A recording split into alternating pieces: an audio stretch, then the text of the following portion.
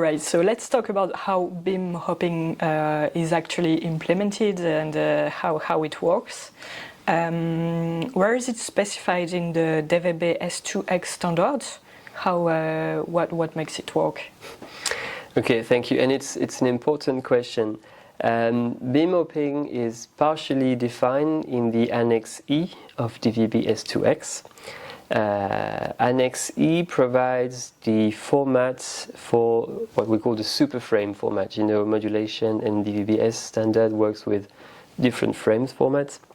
And the Annex E explain how the super frame should be defined. And super frame are essential for beam hopping because it's a signal where, like you say, with the spot, you might move it around, and especially you might switch it on, switch it off.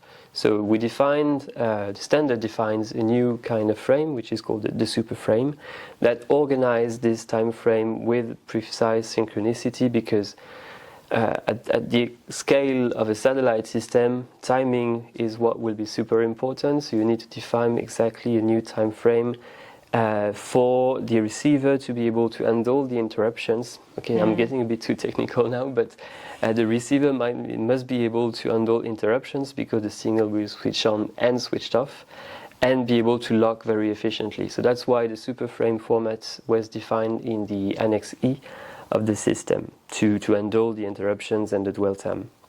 However, the Annex E of DVB S2X only handles and describes the super frame format, which is how the modulator and the demodulator, the receiver on the other end, will work. What is not defined in the standards for the moment is how the system should be operating.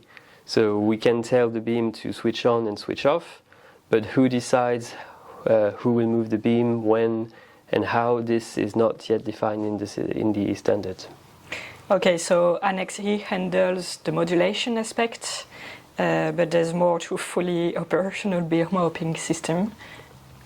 Exactly. A full beam hopping system then needs more than just description of a signal. We need to tell the satellites, and imagine if it's a LEO constellation with many satellites and the ground station, you need to tell the satellites how and when they should move their beams where, based on the demand. And also you should be able to tell the ground station and the receivers when they should be listening. So you have ground station, receivers, and satellites, and all of this needs to move on the same time frame. Okay, so it's like a conductor for an orchestra, ensuring that every instrument, every beam, every equipment in this case is perfectly in synchronization. Exactly. If you don't have this supervision, this conductor, like we said for the orchestra, the system wouldn't work, because then you would have chaos, because you would have a modulator trying to send a beam while another one is crossing another place, the receiver trying to listen, but the beam has been sent already. Timing and synchronicity is everything for beam hopping to work, and without this supervision, the system will not work. So this is the part that's sadly not fully covered in the Annex E and the standard yet, and we're waiting. There is some work that is being done, but we're waiting for it to be fully standardized at the moment. It seems like a big gap. Exactly, and that was the challenge in implementing beam hopping even partially into a system. So first you have to work and implement the super frame format, which is in itself a challenge, moving from traditional DVB S2X, because we need new hardware and new software to be able to handle this timing.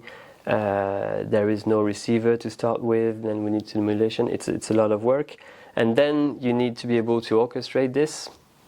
So you need to plan your modulator and your receivers to be able to receive instructions to dynamically adapt while they are operating.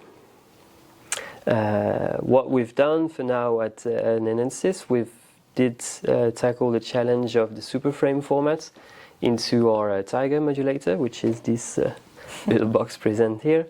So in here we've adapted the Annex E with the format 5, 6 and 7, which is different more detailed description of how the super frame can work and its signal.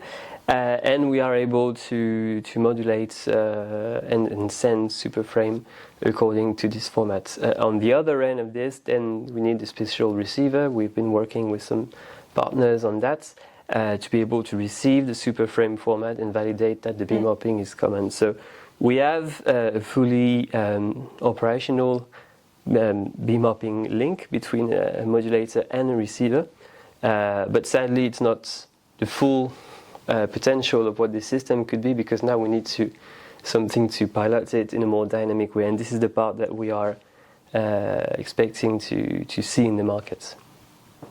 Okay.